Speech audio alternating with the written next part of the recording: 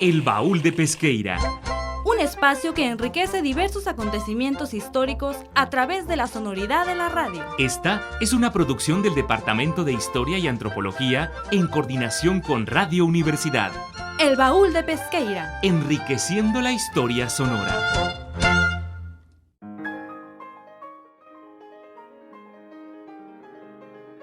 Buenas tardes, mi nombre es Ana Graciela y les doy la bienvenida a un episodio más del Baúl de Pesqueira.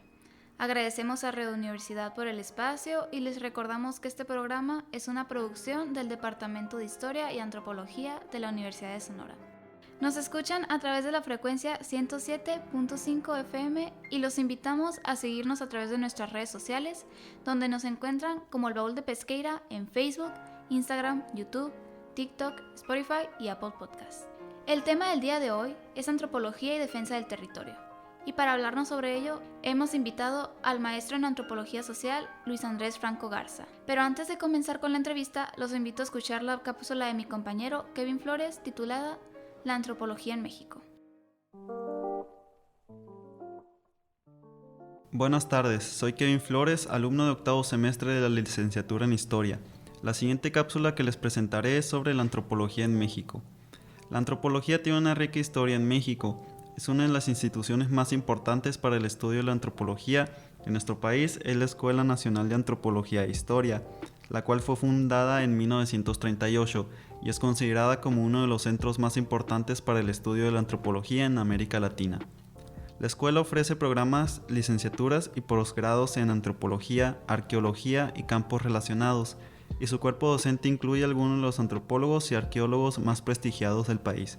Uno de los antropólogos más famosos de México es el Dr. Guillermo Bonfil Batalla, quien abordó el concepto de mexicanidad o identidad mexicana y argumentó que las raíces indígenas de la cultura mexicana han sido oscurecidas por el colonialismo, que la recuperación de las prácticas y valores culturales indígenas es necesaria para el desarrollo de la identidad verdaderamente mexicana. Otra figura destacada de la antropología mexicana es el Dr. Miguel León Portilla, quien ha realizado aportes significativos al estudio de las culturas prehispánicas de México, particularmente la azteca. El trabajo de León Portilla se ha centrado en el análisis de la lengua náhuatl y el estudio de textos indígenas. La antropología mexicana también ha hecho contribuciones importantes al estudio de las prácticas y creencias culturales, incluyendo la religión, el arte y el folclore. El estudio de la cultura popular, incluyendo la música, la danza y las fiestas, ha sido un área importante de investigación en la antropología mexicana y ha ayudado a arrojar luz sobre las diversas prácticas y tradiciones culturales de las diferentes regiones del país. En general, la antropología ha jugado un papel importante en el estudio y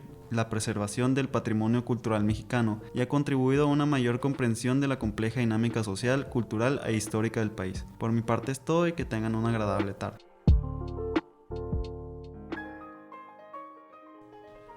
Buenas tardes, mi nombre es Berenda Ibarra y antes de iniciar con la entrevista les hablaré un poco del invitado.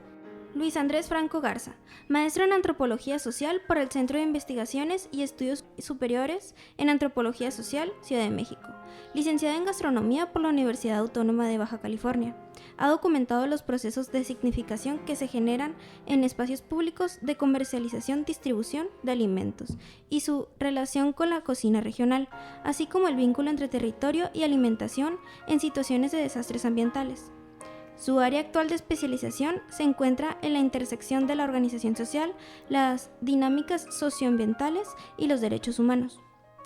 Es coordinador del área de organización comunitaria en la organización no gubernamental Poder, en donde acompaña los procesos de exigibilidad de derechos humanos en la cuenca del río Sonora, afectado por la contaminación de metales pesados en su medio ambiente. Como profesor del Departamento de Historia y Antropología de la Universidad de Sonora, imparte el curso de Antropología de la Alimentación a estudiantes del área de Nutrición y Química en Alimentos. También colabora en congresos universitarios y académicos compartiendo talleres y conversaciones en torno a la cocina de Sonora. Agradecemos al maestro por brindarnos este espacio. Muchas gracias por invitarme, un gusto. Para comenzar con la entrevista, ¿qué es la antropología y cuáles son los métodos y técnicas que emplea? Una de las preguntas más difíciles de responder, ¿qué es a lo que te dedicas, no? ¿O qué es lo que estudias? La antropología es el estudio de la diversidad humana en sus distintas expresiones sociales, culturales, políticas, económicas es también un estudio que se va moldeando a través de los tiempos, porque tendemos a hablar de la diversidad humana, pero los últimos estudios nos hablan de pensar las dinámicas desde la multiespecie, por ejemplo, ¿no? De no considerarnos solamente como los que vamos a cambiar la humanidad, sino los procesos complejos que seguimos a través de las interacciones con otras especies. Entonces va a ser un estudio, o sea, la antropología termina siendo hija de su tiempo en todo momento y va a requerir que estudie las diversidades en torno a lo que nos interesa en cada momento. ¿Cuáles serían los métodos y técnicas para estudiar esa diversidad? El método principal que utiliza la antropología es la etnografía, que es conocida como el trabajo de campo en lo particular, ¿no? Y que se encarga o que te exige estar en comunicación con las personas que llevan a cabo los fenómenos, que se encargan de reproducir ciertas prácticas culturales, económicas, sociales, y por lo tanto permite a la o el investigador tener la oportunidad de espejear sus conocimientos con las personas en campo. ¿Cómo contribuye la antropología en la defensa de los derechos humanos? La antropología contribuye a partir de hacer una crítica profunda de cómo los derechos humanos han sido violentados, cómo algunas comunidades han sido vulnerabilizadas de formas muy distintas a otras.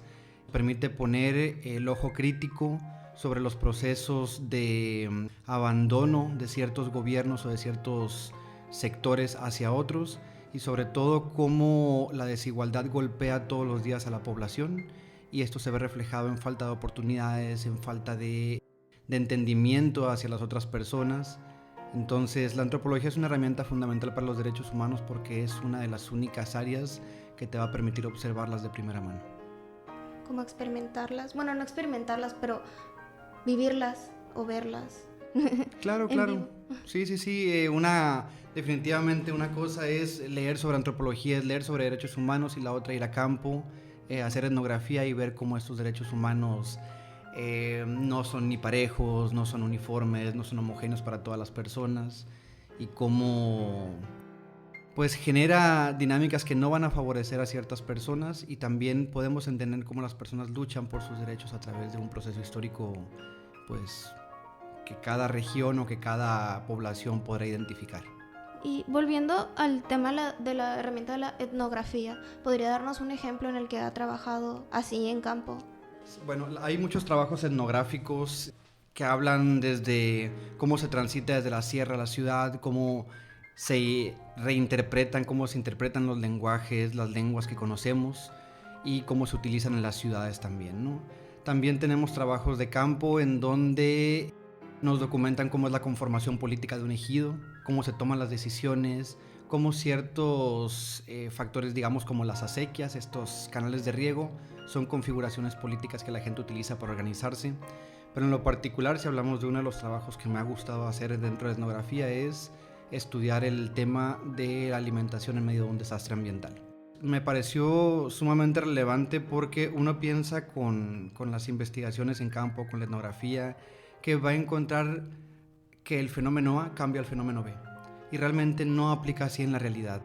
En el trabajo de campo que me tocó desarrollar, observaba cómo yo pensaba en sí que por estar contaminado el medio ambiente la gente no iba a querer consumir los productos, pero ya tienes un bagaje teórico que te dice que no es así, como el caso de Minamata en las costas de Japón, y en el río Sonora pasa de la misma manera, ¿no? Las personas no van a diferenciar simplemente que porque está contaminado ya no lo van a consumir.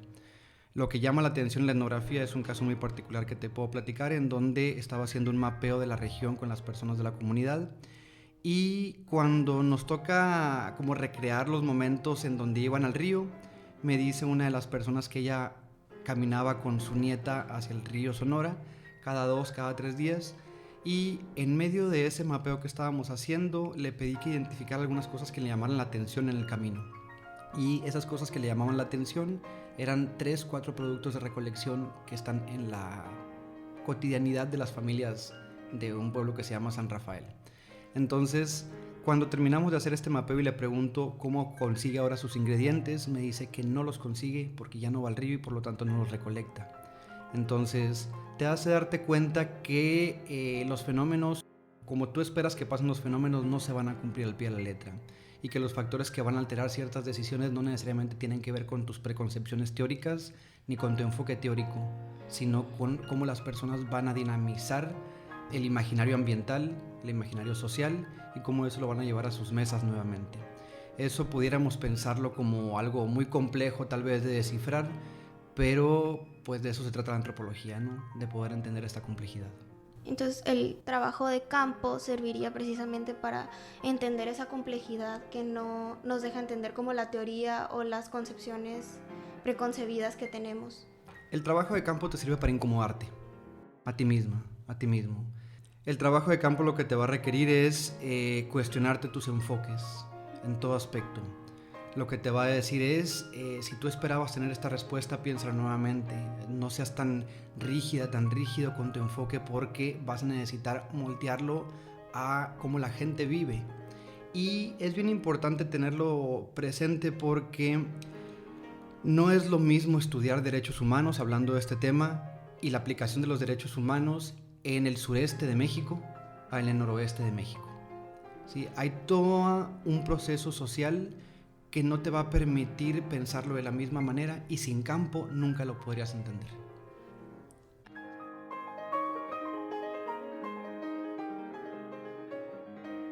Les recordamos nuestras redes sociales, donde nos pueden encontrar como El Baúl de Pesqueira en Facebook, Instagram, YouTube, TikTok, Spotify y Apple Podcasts.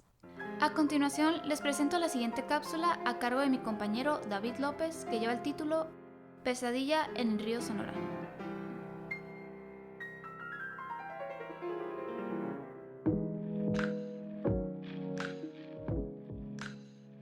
Muy buenas tardes. El día de hoy les vengo a hablar de uno de los casos más impactantes por los que ha pasado nuestro estado en los últimos años, el derrame de la mina Buenavista del Cobre en Cananea, Sonora. El 6 de agosto del año 2014 se suscitó el entonces más grande catástrofe ambiental en la historia minera del país. La mina Buenavista del Cobre derramó 40.000 metros cúbicos de sulfato de cobre acidulado en el río Sonora.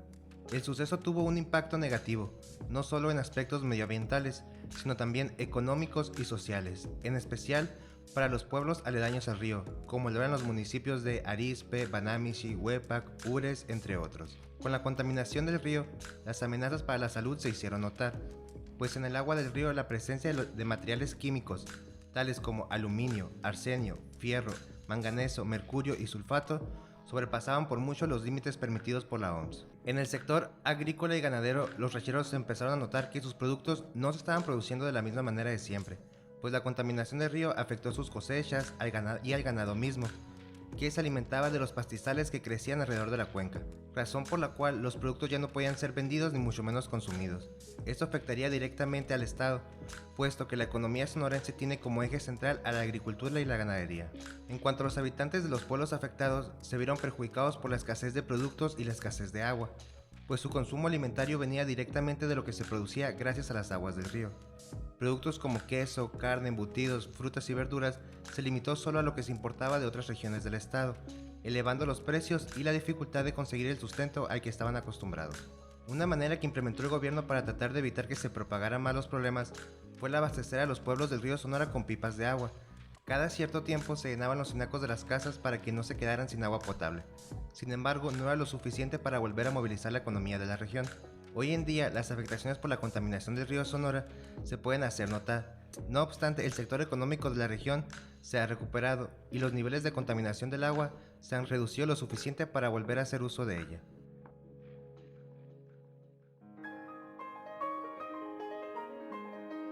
Continuando con la entrevista a Luis Franco con el tema Antropología y Defensa del Territorio, le hacemos la siguiente pregunta. ¿Cómo podemos relacionar la antropología en nuestra vida cotidiana?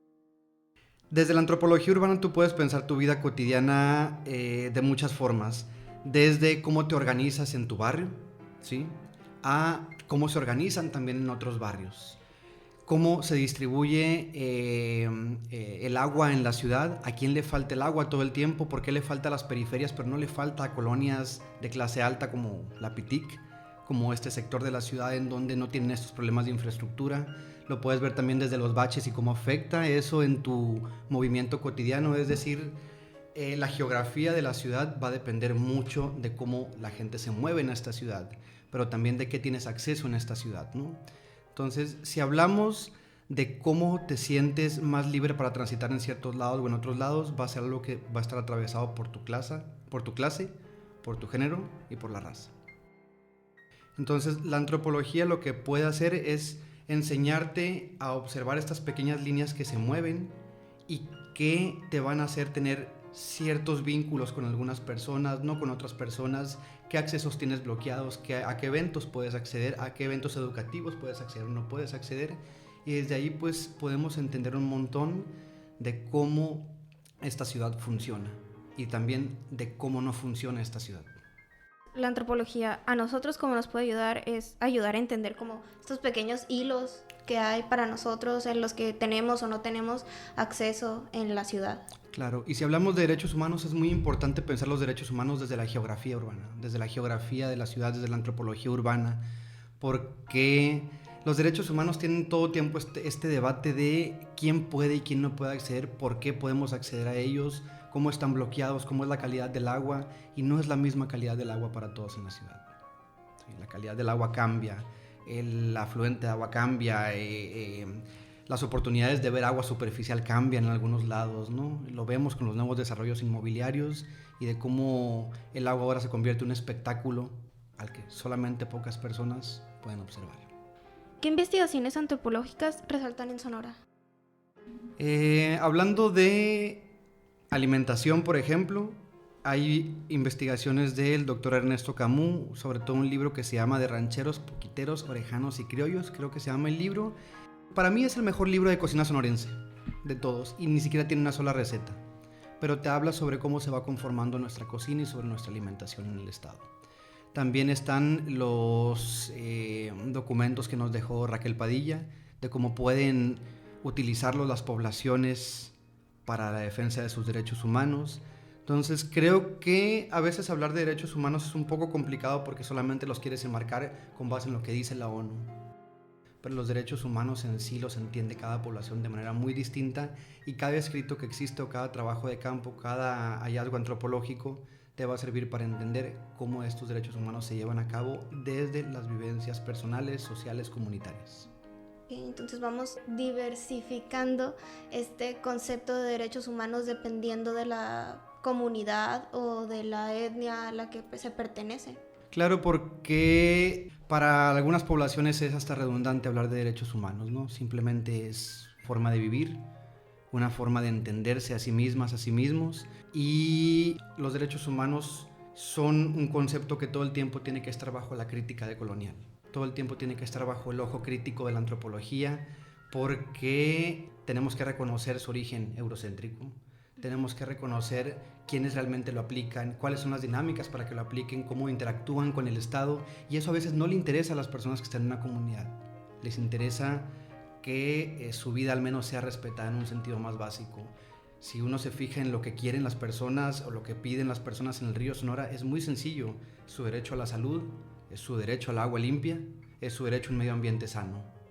Si en el 2023 seguimos discutiendo cumplir estos tres derechos muy básicos, quiere decir que hay mucho trabajo para hacer todavía para que los respetemos y que después estas comunidades se puedan desenvolver libremente y bajo sus propios criterios y bajo su propia organización para poder abarcar más derechos que consideran fundamentales en su vida cotidiana. ¿Podría darnos otro ejemplo de una concepción pues como de derechos humanos? En el caso particular del río Sonora, te puedo hablar desde el río Sonora y Bacanuchi. Un derecho que hace falta por aplicar es el derecho a la participación, ¿sí? Y es el derecho a la información. Y aquí hay una discrepancia muy importante entre lo que el Estado piensa que es derecho a la participación y lo que la comunidad piensa que es derecho a la participación. El Estado, incluso con este proceso de transformación que está procurando llevar a cabo, quiere hablar de participación a través de decir que la gente tiene información. Es decir, toma lo que tengo, aquí estás participando, léelo, si estás de acuerdo me dices, si no estás de acuerdo pues también me puedes decir, pero aquí está la información, ya tuviste el acceso a esa información, ya tuviste el acceso a participar porque estuve aquí y me pudiste decir cosas. No es así. El derecho a la participación no parte de cómo lo entiende el Estado, el derecho a la participación parte de cómo lo entiende la comunidad. Y la discrepancia mayor en este tema es que para el Estado derecho a la participación es equivalente a derecho a la información y para las comunidades derecho a la participación es derecho a decidir.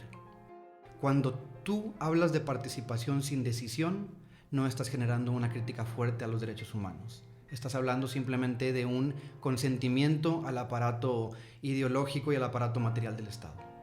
Y eso no llena los deseos, las aspiraciones, las ganas de querer mejorar la vida de las personas desde adentro.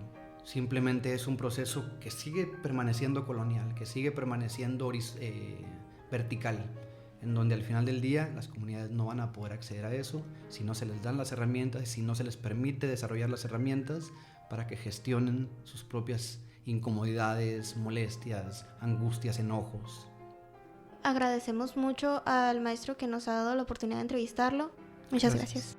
Muchas gracias.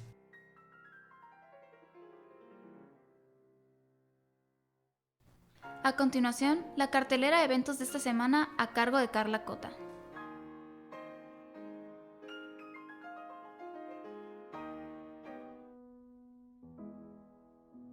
El coloquio 50 años de arqueología en el noroeste tendrá lugar del 13 al 17 de marzo, de 4 a 7 de la tarde por el canal de YouTube INA TV.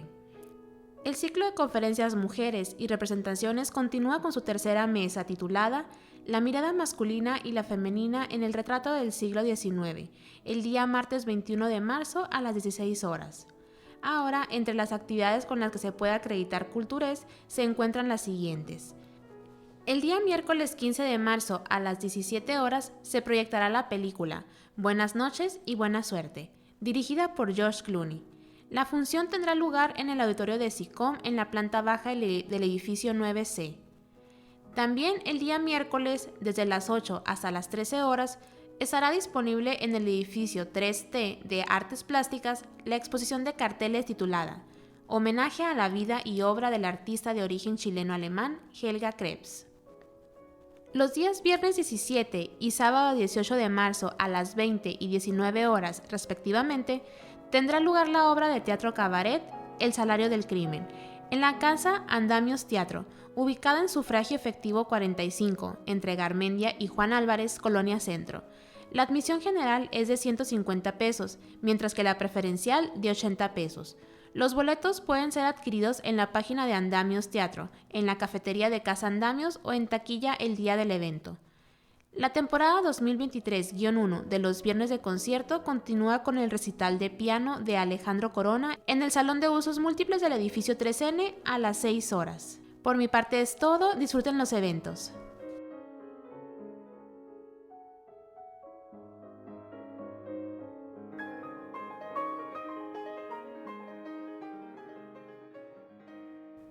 Eso es todo por el episodio de hoy. Agradecemos a quienes nos escuchan, a nuestro operador técnico y a los productores, Daniel Matus, Jesús Motel y Alonso Castorena. Los esperamos en el siguiente programa y no olviden seguirnos en nuestras redes sociales donde nos encuentran como El Baúl de Pesqueira en Facebook, Instagram, YouTube, TikTok, Spotify y Apple Podcasts. Que tengan una excelente semana. Se despide de ustedes su servidora Ana Graciela. Hasta la próxima. Por hoy, El Baúl de Pesqueira ha cerrado un programa más. Te invitamos a escuchar un encuentro entre el pasado y el presente de Sonora en la próxima emisión. Esta fue una producción del Departamento de Historia y Antropología en coordinación con Radio Universidad. El Baúl de Pesqueira. Enriqueciendo la historia sonora.